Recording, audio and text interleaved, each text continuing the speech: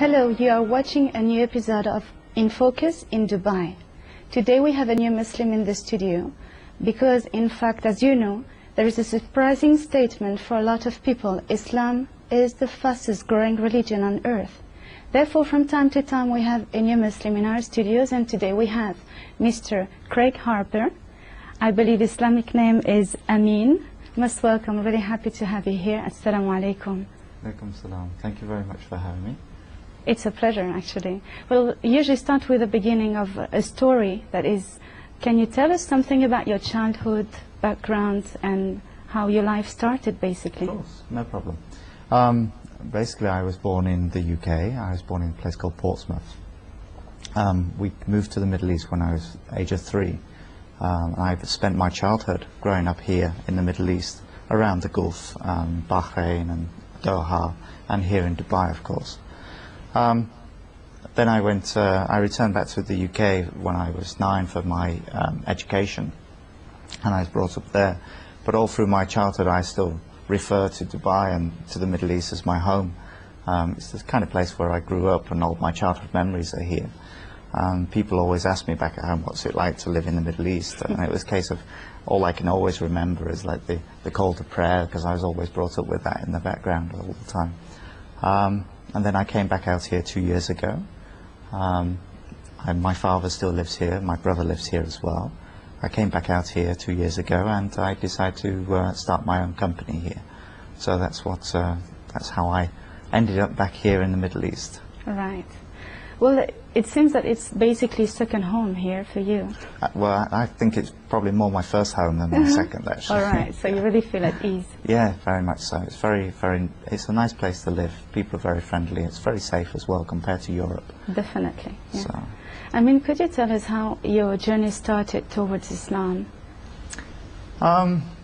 It was just by asking people questions. You know, I think as part of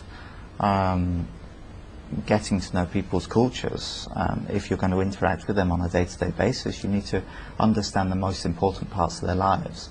To me, I think religion, especially here, is a very big part compared to Europe, where religion seems to have been put on a back burner, so to speak.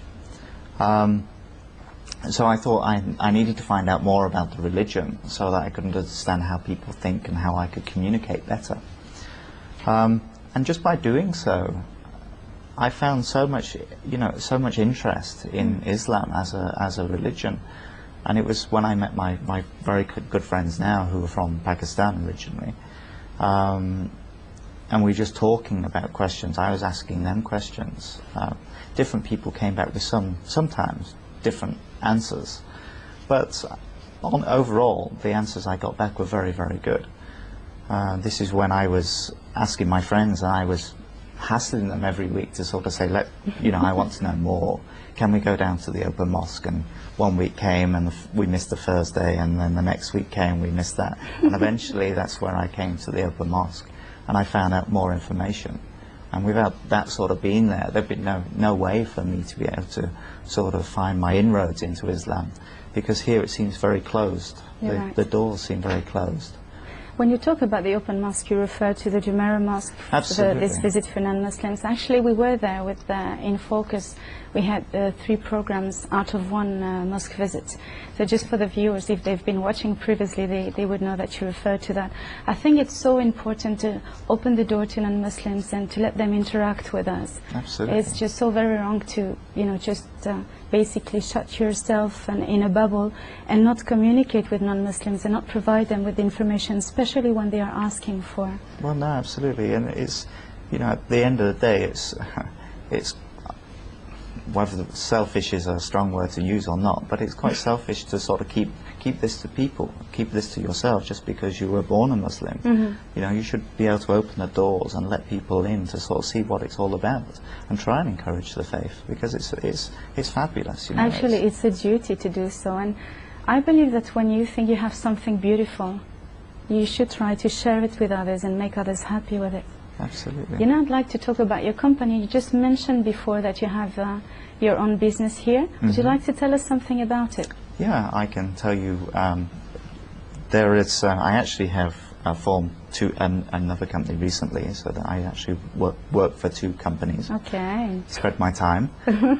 One is a company called Regency, which is an IT-based company. We provide Linux-based solutions, Okay. which, believe it or not, are all free of charge.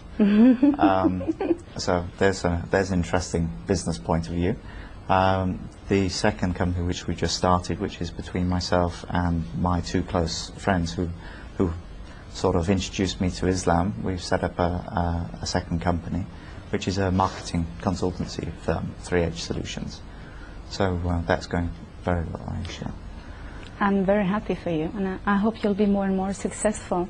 Apparently, it seems that you surf a lot on the internet, because you're quite related to. As part of my background, I need to do an awful lot of research on the internet, and that was one of the things I came across when I was, well, I still am, continuously searching. As I tried to explain to my friend Mohammed, he was.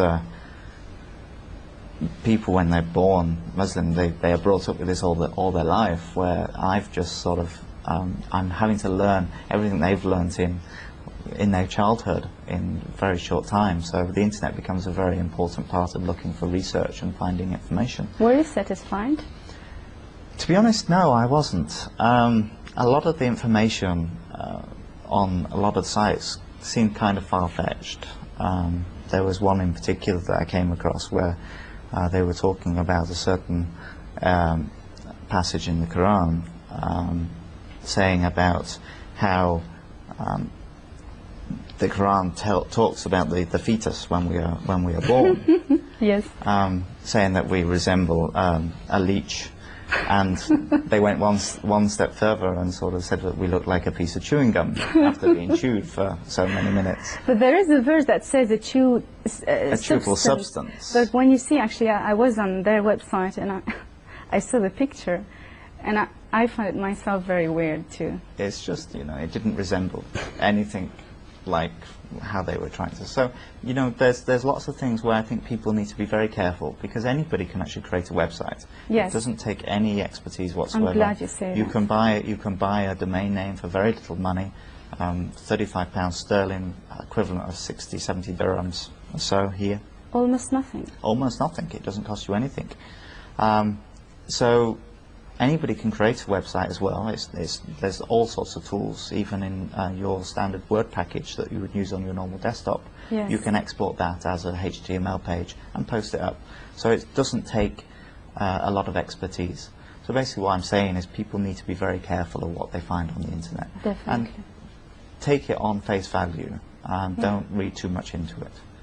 I mean, there are so many of these websites available. Myself, I was trying to see the 5 most visited websites, and I was just so disappointed with information I found. It's not that I'm a scholar, far from that, but I always made sure, and especially in the first year when I became a Muslim, which is about 16 years ago, I became a Muslim.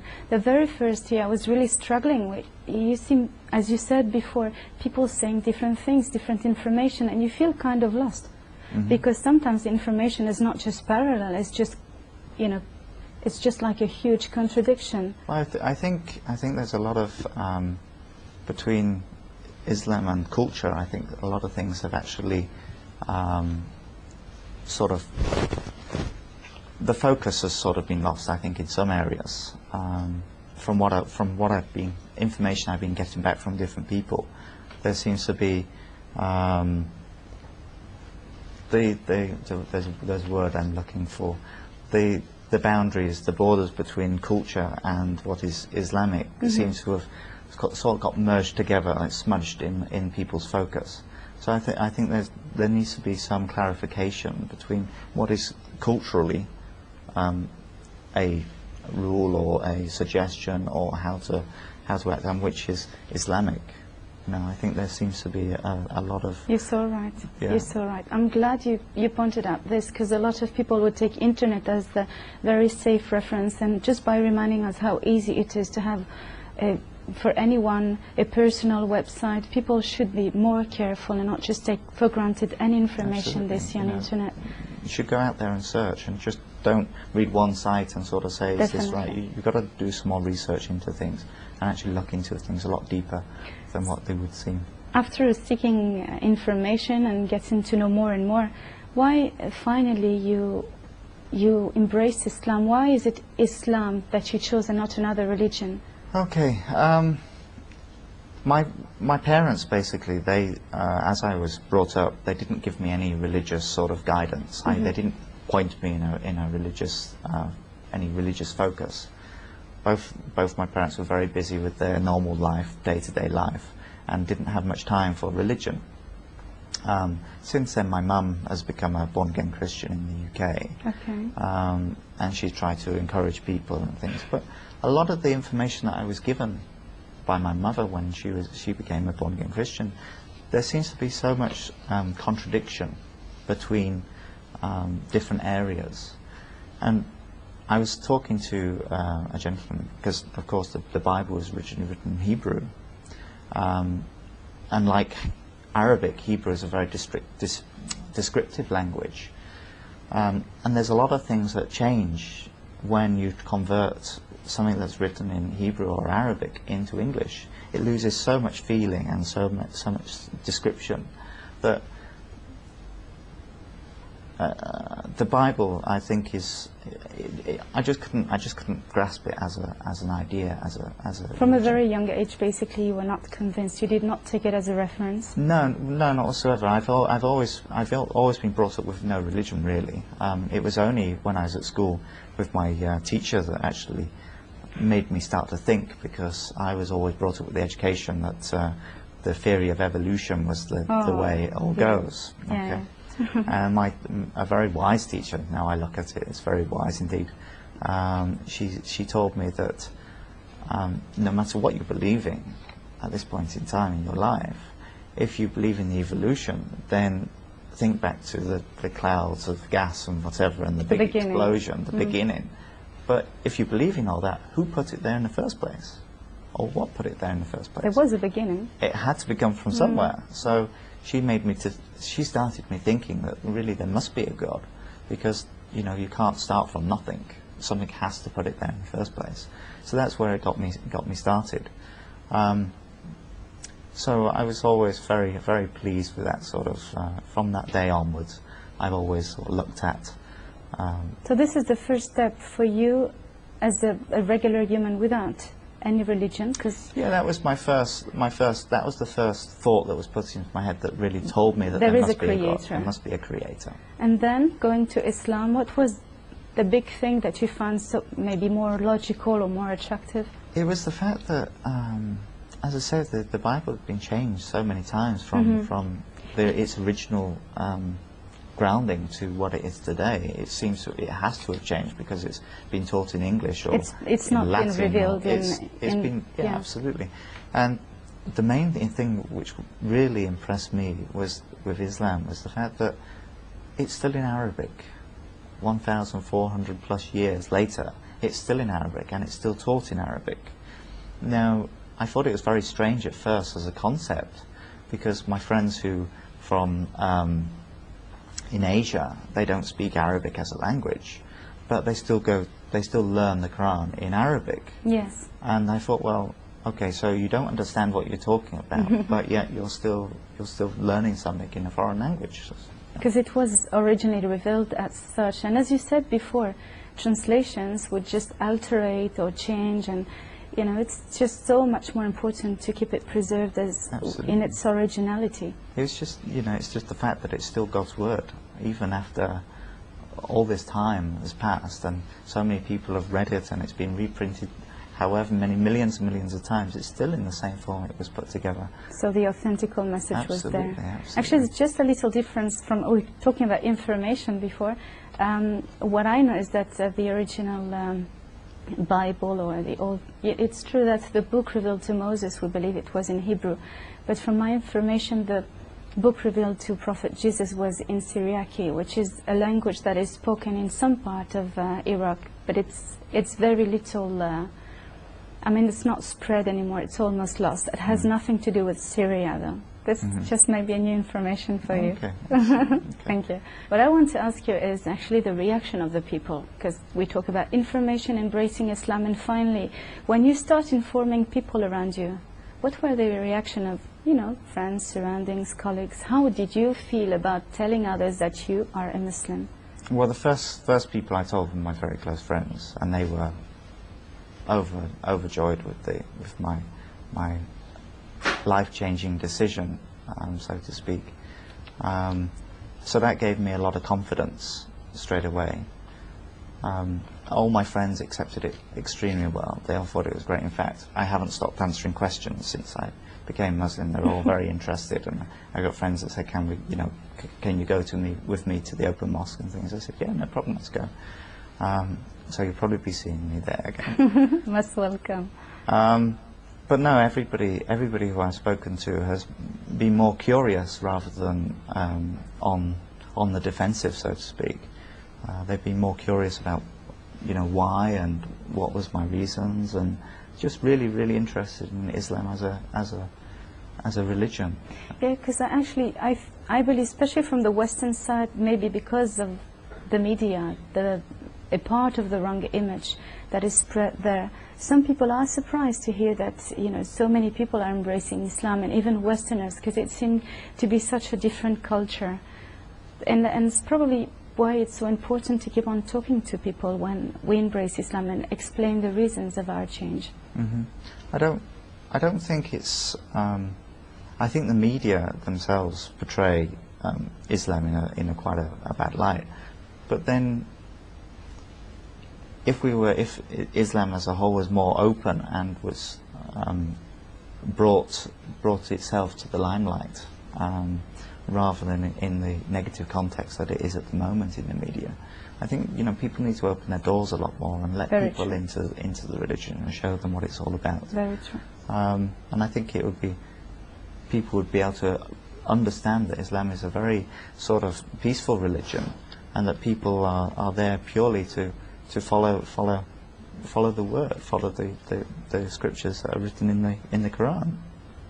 And I think it's very important. We should share that with people. Well, what are your feelings when you look at the Muslim society? Do you think they really portray the right image? Do you think that they don't just feed stereotypes somehow? What would you like to tell them, those Muslims? All around the world, they're just about 20% of Arabs, so we're not talking here about Arabs. 80% of the Islamic community is actually non-Arab, and I just remind this from time to time because I think little people are aware of that. What are your spontaneous feelings when you look at the different Islamic societies? Well, the main focus that people seem to look at for Islam is in the Middle East, in sort of the Arabian world. They don't seem to talk about that Asia or the Philippines have quite a large sort of Muslim community. Very large. You've also got, of course, you've got Pakistan, you've got India. There's still a huge number of Muslims in India, especially in the northern parts. But what seems to happen is the actual focus is on the areas of where there isn't that much wealth within the people. Okay, so that means they don't get the education that people should have. Like, people here in the UAE are very lucky. Money isn't just in the high ranks of people, it's spread amongst the population. There's a very even distribution of wealth here. But if you look at places like Iraq and Iran and all the different places where we've been having troubles lately, that it seems to be that the top people have the wealth, but the everyday man doesn't. And if they don't have money, they don't get education. Okay, and without education, how can you go out and look for information? It's so true. Okay, I think really we need to start looking at home and start looking after the people who are poorer in our societies. By giving them the education, you're giving them the basic tools to actually understand information and work out the rights and wrongs of that information, rather than just taking somebody's word for it because they are in a power of position, because they've got lots of money. And that seems to be what happens. And I think it's always been like that in the history, when you see people or communities oppressed, not having enough, or at least for the vital needs, they become aggressive, they start being very weak, and you can kind of brainwash them. Any leader, any dictator can just come up with a crazy idea, and unfortunately some people will follow that person. There's a lack of education, and this is of course related to the level of life they have. Absolutely. And I think this is an important point. I think we need to start with education. I think everything else will follow. You know, I think it's a major point is education. Very good. Now, we've been talking a little about media, but I'd like to go back to it, and I want to know, what is your candid opinion on the media, let's say the British or the Western, or, you know, you have both sides of the story now, because you've been living here, you've been living there, and you probably realize that I mean, the news may be more or less the same, but the story very often does not quite sound the same. I think in any form of media, whether it's print media or whether it's television media or even radio media, they will always say what brings them in, whatever brings them in money, basically. If they want to see somebody being shot, they will show it. If it brings in ratings, okay. Yes, you're so right. I don't think really listening to the media is ever a good way to get information, because it's always a biased point of view. It's their biased point of view, depending on what they want to get at the time. So you feel there is a manipulation somehow? Well, wherever there's money, there's manipulation. They survive on ratings, basically. Yeah. So whatever they get to increase their ratings, whether that's Kylie Minogue on the front cover of the paper at that point in time, whoever, it doesn't matter. Whatever is in the limelight, that's what they will discuss, and they will use it to their advantage. So I think really you should always take media of any sort with a little bit of a pinch of salt, so to speak. Yeah. And take it in the light that it's just information. Again, from that information, then you should do some research off your own back. Whether you use the internet, of course, be very careful. But speaking to other people is the best way. But don't take one person's advice. Go out there and ask lots of people about the same question, and take the average. Very true. Very true. Very good advice, actually. Now, what about your family? You may have informed them, maybe not, but did you ever speak about Islam to them? Well, recently I've been talking to them a little bit more about it. Mainly the younger members of the family. The younger members of the family, they seem to. We've been talking just in passing that I've been going for Islamic lessons and things, and I've been learning a lot more about Islam, and they've been asking questions about what's involved, why, how do you become a Muslim? They're not really rejecting. No, not whatsoever. Everybody who I've spoken to. They're kind of neutral and still. Yeah, everybody I've spoken to have just been interested rather than. I haven't had any negative sort of feedback from anybody yet, which is very good. So you feel good about going back to UK and saying to people, I am a Muslim? Do I have to? No. You prefer to stay here, but you may go on holiday. If I have to, yes. No, I've got no problems with that whatsoever. It'll be quite interesting, really, because when I was living there, I didn't even think about mosques and where mosques are and things like that. So it would be nice to go back and search out where all the mosques are, especially where I was sort of living at the time when I came back. And start maybe trying to get in touch with some Muslim communities there? Absolutely, absolutely. But I haven't got any intentions of going back to the UK for some time. But I'm sure when I do, I'll be searching. Maybe soon. Very good. Now, as a conclusion, because slowly but surely we're reaching the end of the program, it's something I very often ask new Muslims, because we hear that they've embraced Islam, they did this, and you know the information came from different sources and so on.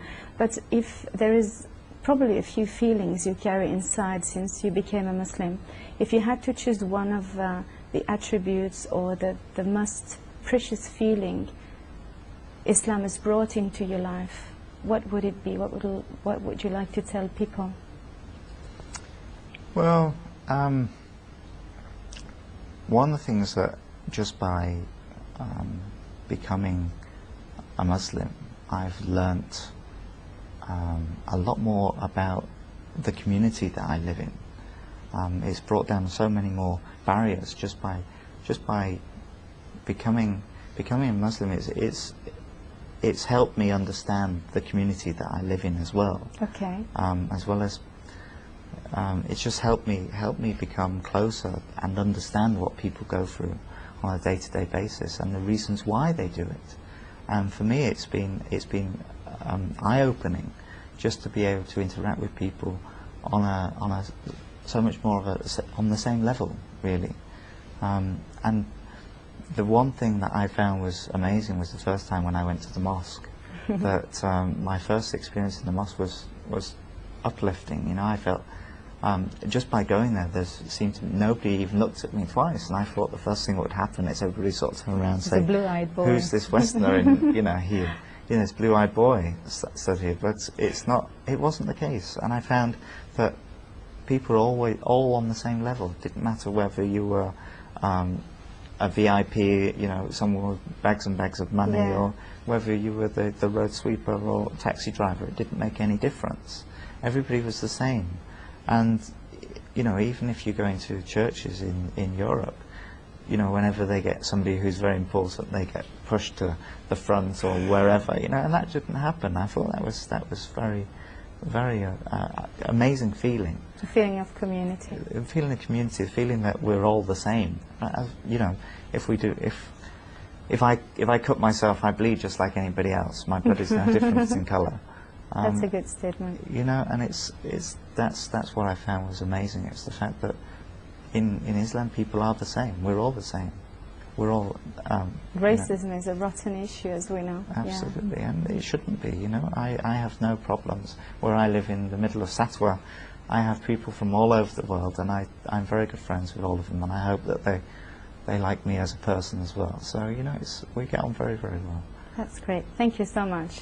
Really, it was lovely having you here, and I believe that people are always interested to hear a new story of someone embracing Islam. We just did. Hopefully it will let some people understand a little more about why is it such an attraction, and for a lot of Westerners actually, it seems that it has done a lot of good to you. It has, very much so. Thank you so much. I mean, maybe we'll have you on another show. I hope so. Talking about websites, for instance. I'd look forward to it. Thank you. Assalamu alaikum. And thank you to all of you for watching us. We're expecting you to be with us next week in Focus here in Dubai. Bye-bye.